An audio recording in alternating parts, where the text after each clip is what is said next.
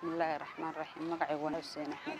halkan waxaan doonayaa inaan ka jeediyo gabay aan ugu tala galay madaxweynaheena sharafta mudan maxamed cabdullaahi farmaajo gabayguna wuxuu dhacayaa sida tan adiga daliya dibad shacabkaaga kaabo madaxweyne mudan oo aadanaha dhibkiisana kama eed baxay sidii hogaamiyihii dalkeena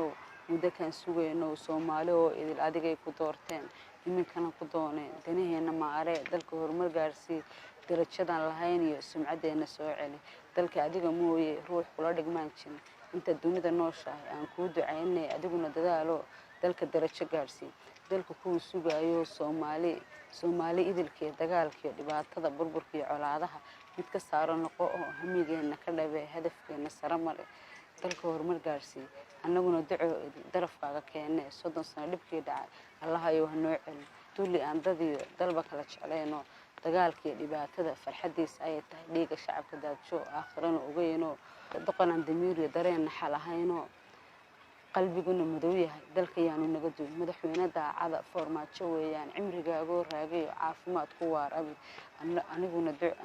ducada gabigeed guudkaaga saaro waligaa daciif iyo dulli ee kuma badan